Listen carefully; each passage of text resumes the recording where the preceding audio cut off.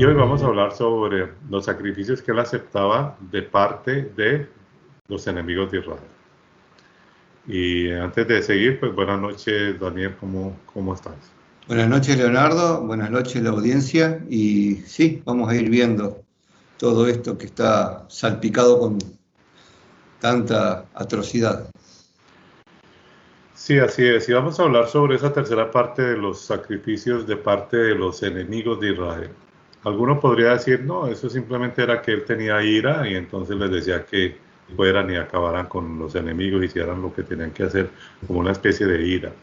Pero en realidad eso era lo que él les hacía creer, ¿no? Pero en el fondo todo esto era un salpicadero, por decirlo así, de sangre que de alguna forma saciaba, ¿no? Saciaba a estos seres. Yo siempre he dicho que no solamente es uno, son varios. Pero el principal o el líder de todos esos, pues este es más conocido y es Jehová, ¿no? Entonces, ¿qué nos podrías tú decir sobre eso, Dani? Sí, el pueblo de Israel, básicamente, si uno se pone a estudiar y a mirarlo bien, no querían ir a la guerra, entonces tenían que hacer sacrificios de animales, invocar, hacer toda una reunión, y a veces estaban un día de invocación para que baje el Espíritu de Jehová sobre las personas que iban a ir a la guerra. Iban a ir, iban a volver. O sea que estaban un día despiertos haciendo toda esta invocación. Mediodía, un día de marcha, un día o 2 días masacrando el pueblo que Jehová les mandaba. Volvían de ahí con todo lo que después vamos a hablar, ¿cómo es? El botín de guerra, y volvían y los recibían con gozo y alegría. Volvían ilesos, porque hay pasajes que habla que no perdían ninguno de los que iban poseídos por el Espíritu de Jehová. Demolían la ciudad a escombro, el grado de posesión de ese espíritu, nada bueno, porque con una espada yo no puedo demoler una casa de piedra a escombro. Escombro es para hacer contrapiso. O sea, fíjate el grado de posesión que tenía esta gente. Y teníamos por el otro lado a Jehová. A Jehová que, como lo podíamos ver en todos los pasajes, para no leer tanto, en total todos lo sabemos de memoria, con el faraón. Dice que Jehová endureció el corazón del faraón para provocar, en vez de decir el faraón, bueno, sí, que se vaya. No, dice que Jehová trató personalmente con la psiquis del faraón para endurecer el corazón. Y acá podemos ver en distintos pasajes que también pasaba lo mismo. Lo podemos ver en Josué, pero ahora me quiero detener por ahora, y después seguimos con los sacrificios que estábamos hablando, de los sacrificios humanos. Y voy a leer cortito, discúlpenme que voy a salir de la cámara, Números capítulo 31, versículo 35 en adelante. En cuanto a las personas de mujeres que no habían conocido varón, eran todas 32.000. Estas mujeres vírgenes las repartían después. Era botín de guerra. Uno puede leer en el capítulo 31, léanlo, amantes de la Biblia, léanlo, todas las atrocidades y todo lo que iban incautando. ¿Y qué destino tenía todo ese botín de guerra? No que se le ocurría a ellos, sino que era ordenado por Jehová. O sea, 32.000 vírgenes. Y la mitad de los que habían salido de la guerra fue el número de tantas personas. Y verso 37, y el tributo de Jehová de las ovejas era para Jehová. Fue 675. De los bueyes, 36.000. Y de ellos el tributo a Jehová, 72. O sea, está hablando de que 72 de esos animales eran sacrificados. Los otros lo usaban. De los asnos, 35.000. Y de ellos tributo a Jehová, 71. Y de las personas, y acá es el tema, y de las personas 16.000, y de ellas el tributo para Jehová 32 personas. Estamos en Números, capítulo 31, verso 40. Es terrible. Entonces acá también podemos ver en Deuteronomio, capítulo 2, verso 30. Porque Jehová Dios había endurecido el corazón y el espíritu obstinado para entregarlo como hasta el día de hoy. Estamos hablando de la guerra de Israel contra Zebeón. O sea, no lo podía hacer a la guerra sin que antes le endurezca el corazón al rey. O sea, lo mismo que hizo con el faraón, lo mismo que hizo con ese pasaje que leímos recién. Y acá podemos ver, ya para terminar de la lectura, en Josué, capítulo 11, verso 20. Capítulo 11, capítulo 20, dice: por esto vino Jehová, que endurecía el corazón de ellos para que se resistieran con guerra a Israel y destruirlos, y que no les fuese hecho misericordia, sino que fuesen desarraigados como Jehová lo había mandado a Moisés. Estamos hablando de Josué capítulo 11, versículo 20.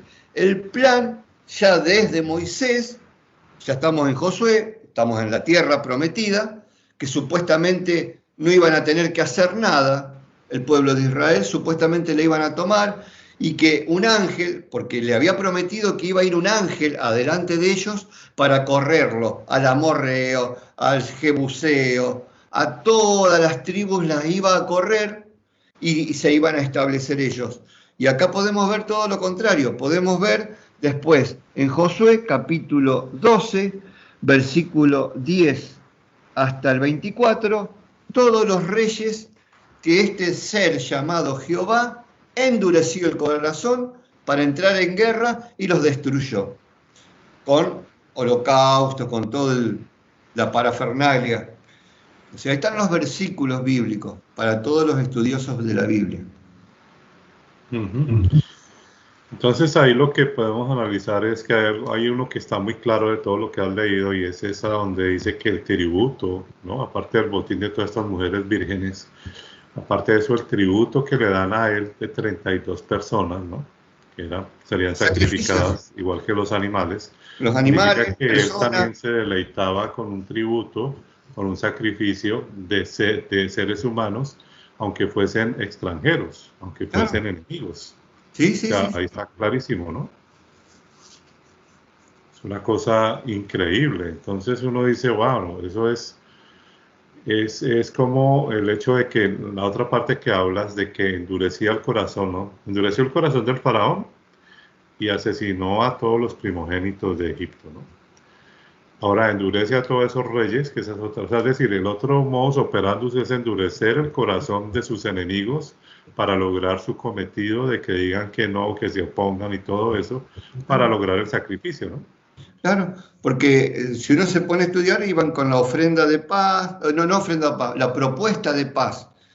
Y quizás si algún rey quería someterse a todo lo que Israel demandaba, para que entren en guerra, dice que, ahí leíamos el versículo, Josué capítulo 11, versículo 20, que ahí habla bien clarito que Jehová endurecía el corazón para que sean todos destruidos.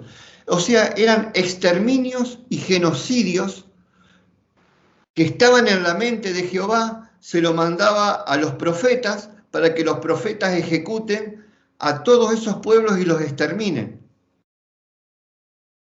Sí, entonces aquí vemos que el exterminio o ese tipo de cosas que pasaban en las guerras, pues ya está claro, ¿no? De que él se deleita con el sacrificio, con la guerra, con la sangre, con la muerte, con el hecho de que le lleven la contraria a su pueblo, ¿no? Para él poder tener un argumento de decir hay que matar, hay que aniquilar, Y si nos ponemos a mirar eso, no ha cambiado hasta el día de hoy, sigue siendo lo mismo. En un momento a otro aparecen unos haciendo una estupidez allá en Israel y entonces se arma la guerra y entonces terminan matando gente inocente y mueren una cantidad de... O sea, viene siendo lo mismo.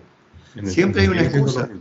Y si no, en nombre de Dios, en la Inquisición, cuando hicieron unas reformas en el año 512 con Justiniano, de ahí en más, los que se oponían, lo que sacó Justiniano fue la reencarnación, por ley, la sacó, porque hasta ese momento todos sabían que la reencarnación era algo normal. Y entonces, para justificar que tienen que obedecer sí o sí, en esa época Justiniano, no pueden estudiar, está en todos lados, mandó a matar a todo el que se oponía a lo que se deliberó en esa reunión. Y de ahí en más empezaron las cruzadas, en nombre de este Dios, en nombre de Jehová, en nombre de Jesús, con la espada, con la cruz, y a masacrar a todos. Seguimos en lo mismo.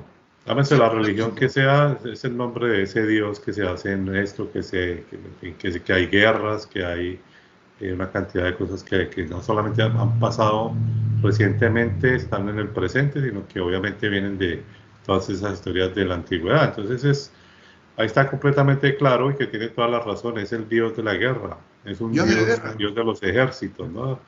Jehová de los ejércitos. Entonces, la verdad es que aquí lo que vemos es que, como hablamos en todos los videos, en esos 3 videos, es que los sacrificios que él pide, los pide a su pueblo, los pide por voto, por consagración, los pide por guerra, ¿no? Los pide a sus enemigos, es decir, por donde lo mire siempre todo llegaba al mismo punto, ¿no? Un sacrificio para él, un holocausto, ¿no? Sí, sí. Y aparte, luego de Josué, cuando ya llegaron al logro de crímenes, por llamar así, que él había preestablecido, entraron como en una etapa de paz, por llamar de alguna forma. Entonces vinieron los jueces, y en los jueces pasaba lo mismo. Entonces había la sed de sangre y de guerra, no solo por cumplir la ley y todo lo que ya vimos dentro de las matanzas dentro del pueblo de Israel, sino que había que haber guerra. Entonces cada 40 años, dice, y estuvo en paz con el rey tanto, 40 años. Después sobrevino la guerra contra tal. Y de vuelta todo el mismo sistema, toda la estructura de criminalidad, moviendo las mentes, moviendo la gente para poder masacrar y hacer la guerra. Hasta que después llegamos a David, que después ya no había más nada, y bueno, fue elegido David para seguir con las guerras. Todo guerra, sacrificio. Sí, es una completa locura. Una infraestructura de criminalidad. Entonces está comprobado que definitivamente este ser recibía sacrificios y se deleita con ellos, ¿no? Lo hacía como ordenanza, lo hacía como por guerra y bueno, todo lo que ya hemos hablado, por voto, por consagración, ¿no? Bueno, yo quiero terminar con esto, y esto es una cuestión que me encontré aquí en internet, que me pareció interesante, donde dice que cuánta gente, o sea, yo me pregunté, ¿no? ¿Cuánta gente mató Dios, este supuesto Dios en el Antiguo Testamento, ¿no? Y aquí encontré a alguien que escribió esto y dice, el Dios literario de la Biblia judio-cristiana es un asesino genocida que juega con la humanidad cual sádico enfermizo. Sacado de lo peor de las pesadillas, la Biblia lo deja claro. Si se hace un recuento del número de asesinados por ese Dios que aparecen en la Biblia, suman todos la cifra de 2.821.364 personas asesinadas. Pero haciendo una estimación real, teniendo en cuenta el número de habitantes que estima que tenía el planeta de la época, la cifra podría aumentar a 25 millones de personas asesinadas por ese Dios. O sea que, ¿quién es el verdadero asesino? ¿Quién vino a matar? y destruir. Empatía y comprensión, cero. Sí, O sea, ¿no? la primera de cambio te eliminaba. Ahora, si ustedes miran la historia, ya para terminar, de este supuesto Satanás, ¿no? Nosotros obviamente no estamos a favor de ninguno. Si usted lee la Biblia de pe a pa, las únicas personas que se le autorizó a este Satanás supuestamente matar fue a la familia de Job. ¿Por orden de quién? De Jehová, o sea, porque él lo autorizó, ¿no? Vino un espíritu malo de parte de Jehová. Sí, entonces lo autorizó, ¿no? Cuando hicieron el pacto ahí, cuando hicieron la conversación que tuvieron y que si has visto a mi siervo Job, y entonces él le dice, no, pues si le quitas todo, pues obviamente de pronto vas a ver cómo blasfema contra ti. Entonces empezó ese diálogo y entonces le dice, bueno, vamos a hacer esa apuesta, a ver cómo se comporta. Entonces quítale todo lo que tiene, ¿no? Le autorizó a matar a su familia, a sus hijos, a todo, quemarle todo. Ese es el único texto donde aparece este personaje supuestamente que es Satanás. No, se llama Anastema. Ese es el nombre de ese ser dentro de esa jerarquía, pero él estaba, pero el mayor de esa jerarquía es Jehová. Entonces llegan a ese acuerdo y fueron los únicos que aparece en la Biblia de que este ser intervino.